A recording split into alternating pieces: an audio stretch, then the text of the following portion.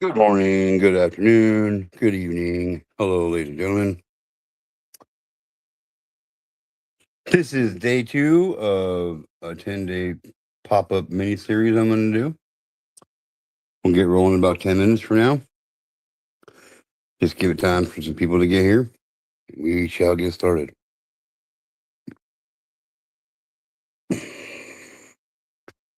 Ouch.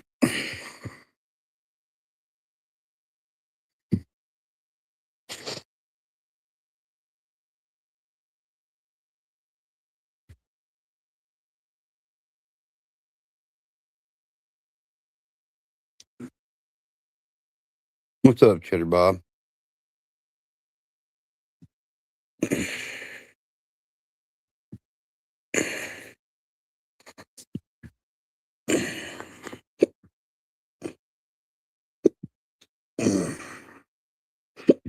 Oh, but got the hiccups. Ooh.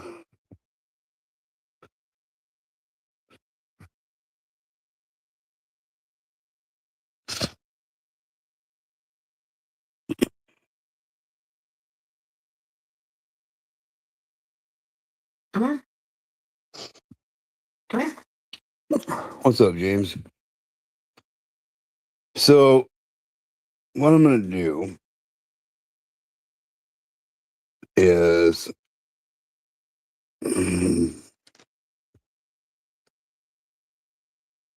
see if I can find my shit from yesterday here.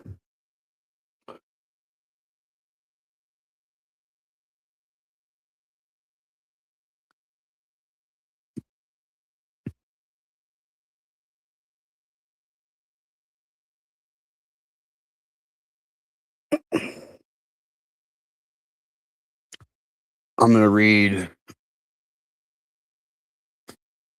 off yesterday's outro to bring this one up to speed, catch everybody up where we were at yesterday and where we got to yesterday. And then I'm going to move right into Sub Chaka. What's up, Chaka?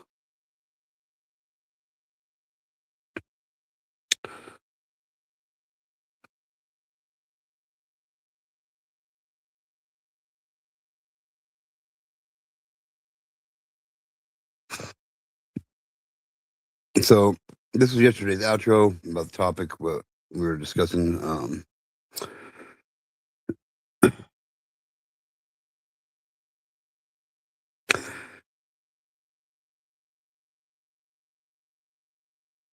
I need you to sit still for a second. This was yesterday's outro. I need you to sit still for a second. Don't comment yet. Don't argue yet. Don't defend yourself yet. Just sit with this. If we can mobilize millions of people over a word, but we can't mobilize the same energy over a child being harmed, something is broken.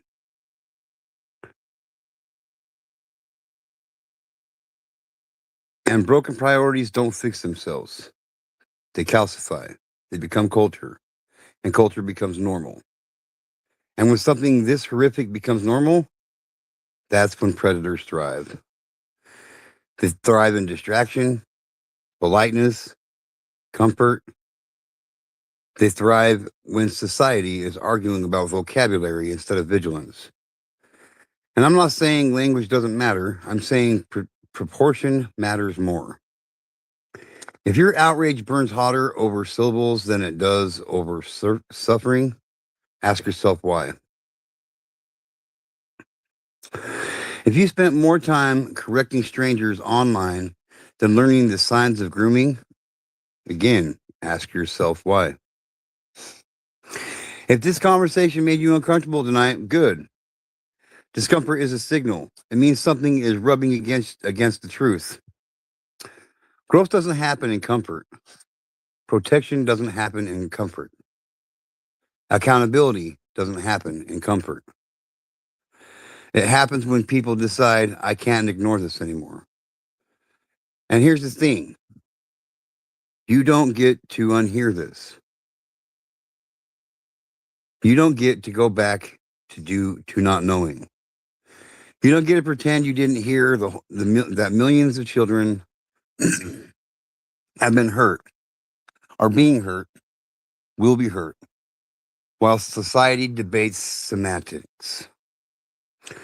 Once you see the imbalance, you carry it, and I hope it weighs on you. Not to crush you, but to wake you up. Because awareness is heavy, but silence is deadly. And today, we're going deeper. Yesterday, we talked about the imbalance. Today, we're ripping open the layer underneath it. Today's live stream is this: the real reason people don't want to talk about abuse. Not the surface excuse, not it's uncomfortable, not it's dark, not it's political. The reason, the psychological reason, the social reason, the reason that makes people look away, the reason that makes families stay quiet, the reason that keeps systems protected, the reason predators depend on it. We're going to expose that. We're going to talk about denial. We're going to talk about fear. We're going to talk about complicity. And we're going to talk about what people lose if they admit the truth. And I promise you, today's conversation is going to hit harder than yesterday's. Because once you understand why people avoid this topic, you start seeing it everywhere. So don't schedule it in your calendars. Don't expect a neat notification. Just be ready.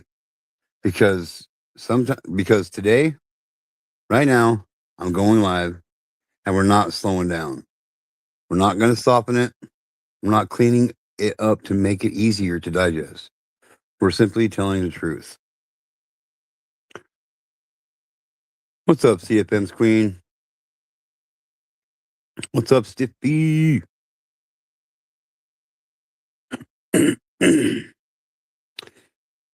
CFM's Queen says, big hug, sugar glider, sister. And if you care about kids, if you care about survivors, if you care about preventing the next story from happening, well, then you're already here.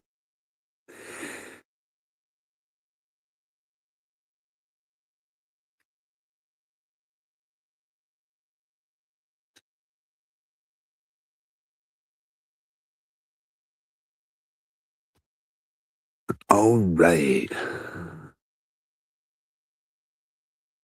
Let me get my stuff together here.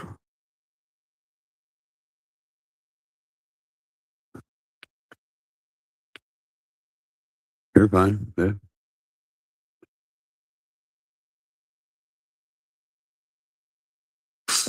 All right. So here we are. We're live and we're rolling. No countdown, no warning, no scheduled slot on the calendar. Just like yesterday, if you're here right now, you caught the signal when it went up. And that's how this whole 10-day run is going to work. Yesterday, we talked about something that rattles people when they really stop to think about it. We talked about why society seems to get more fired up over language than it does over children being hurt. And whether people like that conversation or not, one thing is true. Once you hear a question like that, it sticks to you. It sits there in the back of your mind when you scroll through your phone. It sits there when you see another argument about words online. It sits there when you realize how quiet the world gets when the topic is abuse. But today, we're digging underneath that question because there's something deeper going on. It's not just that people argue about the wrong things. It's that a lot of people don't want this topic anywhere near the conversation at all. I've seen it firsthand. I've been there. I've caused many conversations to go sideways on this topic. Am I sorry for it? Nope, I'm not. The moment the subject comes up, the room changes. People shift in their chairs. Somebody says, can we talk about something else? Someone else says, that's too dark for tonight. Someone laughs it off and moves on to sports or politics or literally anything else. And the subject disappears. Just like that. almost like someone flipped a switch. Now, most people will tell you the reason is simple. They'll say the topic is uncomfortable. They'll say it's depressing. They'll say it ruins the vibe. I've heard that one many times. But if we're being honest, that explanation barely scratches the surface. Because the real reason people avoid this topic is just discomfort. Isn't just discomfort. The real reason is that talking about child abuse forces people to confront things that shake their entire understanding of the world around them. It forces people to question trust. It forces people to question systems. It forces people to admit that harm can exist in places where we're taught to believe are safe. And when those ideas collide with the comfortable picture people have of the world, well, most people would rather turn away than look closer. So today, that's what we're talking about. The reason people don't want to talk about child abuse. No, not the polite answer, not the surface excuse, the real one.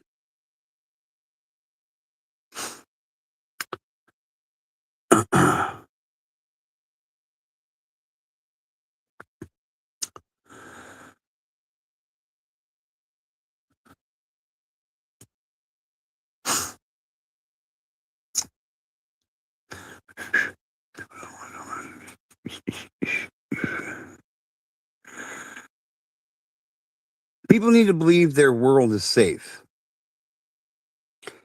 They need to believe that the people around them are good. They need to believe that danger is rare and obvious.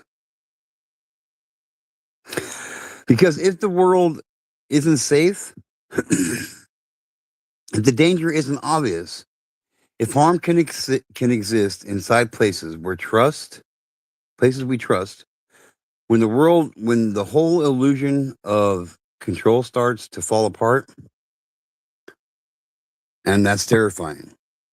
So the brain protects itself. It says that kind of thing happens somewhere else. It says that's not something that happens in families like mine.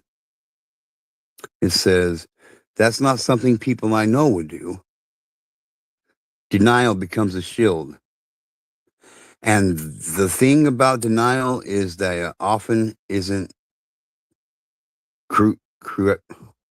cruelty. Sometimes it's fear. But the problem is this: denial protects comfort, not children. You're right, Stiffy. It is uncomfortable and depressing, but not talking about it and hiding it only makes it worse for future children. Exactly. The cost of acknowledging the truth.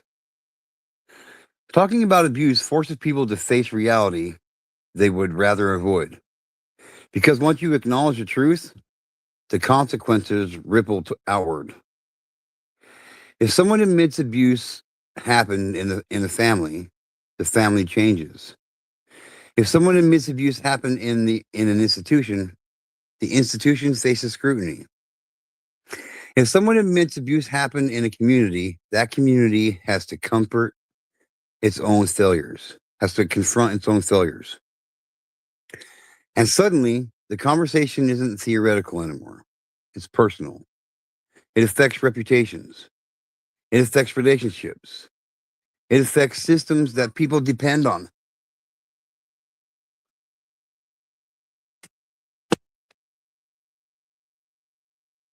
So silence becomes easier. Silence keeps the peace. Silence protects reputation. Silence protects the image people want to maintain.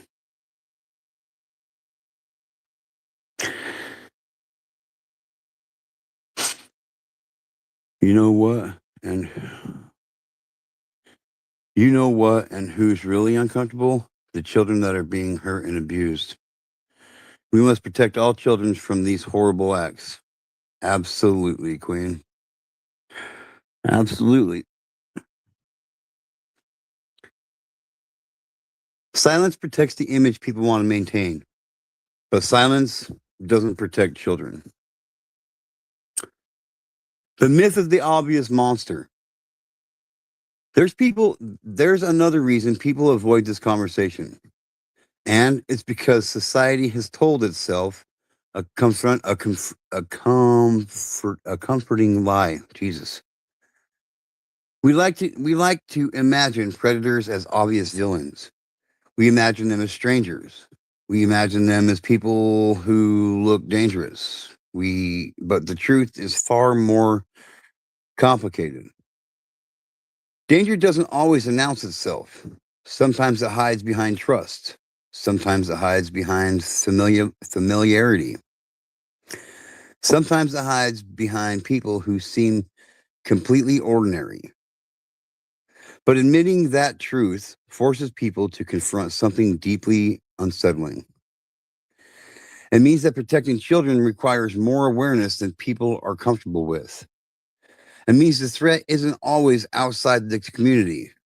Sometimes it's inside. Nearly impossible to protect the children when society wants to make it okay, and there is no justice for those who speak up. Sad but true, Stiffy. Sad but true. Why survivors make people uncomfortable. When survivors speak openly about what they experienced, something interesting happens. People often become uncomfortable very quickly. Not because the survivor did anything wrong, but because their story disrupts the narrative people rely on. Their story forces people in comfort to confront realities that they would prefer not to acknowledge. And sometimes the reaction to the discomfort isn't compassion. Sometimes the reaction is avoidance, it's disbelief, it's silence. And that creates another layer of harm.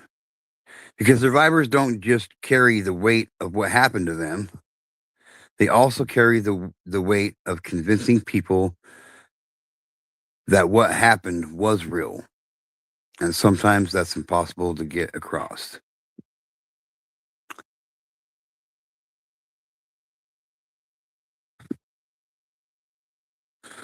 Same here, CFM's Queen. I'll continue doing this till through my very last breath. Exactly. Why conversations like this matter. Now, here's the important part. Talking about these things isn't about creating fear, it's about creating awareness. Awareness is what allows communities to recognize warning signs. Awareness is what helps people respond when something doesn't feel right. Awareness is what gives survivors a voice. Silence does the opposite. Silence allows harm to stay hidden. Silence protects systems that fail. Silence creates an environment where predators can operate without scrutiny. And that's why conversations like this matter. Not because they're comfortable, but because they're necessary.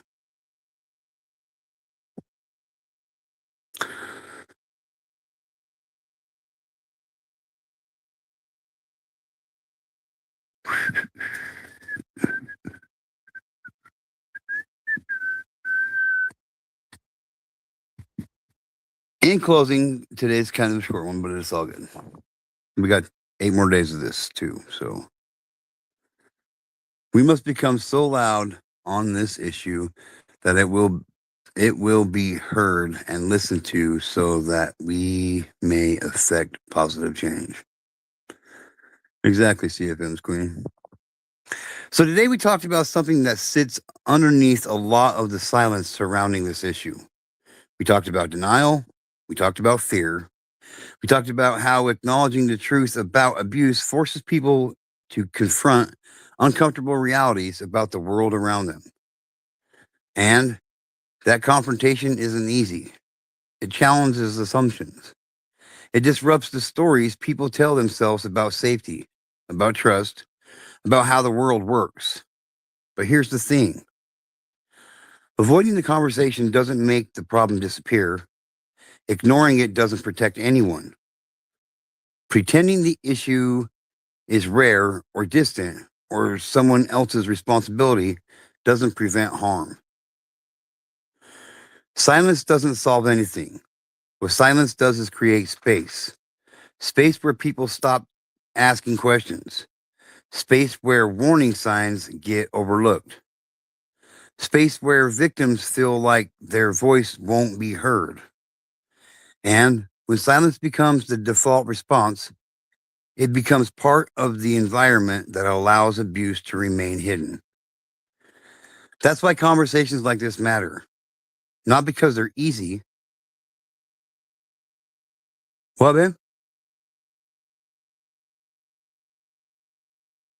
That's why conversations like this matter. Not because they're easy, not because they're comfortable, but because awareness is one of the first steps towards prevention.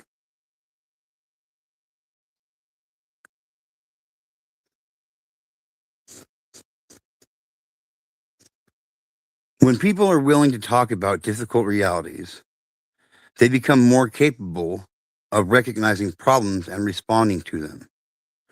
When communities acknowledge these issues openly, it becomes harder for harm to stay hidden. And that's the purpose behind these streams. Not to shock people, not to create outrage, but to shine a light on subjects that too often remain in the dark. And we're not done yet, because tomorrow we're moving into the next layer of this conversation. Tomorrow's live stream is about something closely connected to everything we talked about tonight. Tomorrow, we're going to talk about the comfort of ignorance. There's a lot of comfort in ignorance. We're going to look at why sometimes people just avoid difficult information. They actively choose not to know. Why ignorance can feel safer than awareness. Why people sometimes look the other way even when warning signs exist. And what that mindset does to the communities that are trying to protect children. So sometime tomorrow, just like today and yesterday, the stream will go live without warning. No schedule, no countdown. Just another conversation that pushes this series forward. If you were here tonight or today, I appreciate you listening and taking and thinking about these ideas. Take this conversation with you. Think about what we discussed, and tomorrow we'll pick up the next piece of it.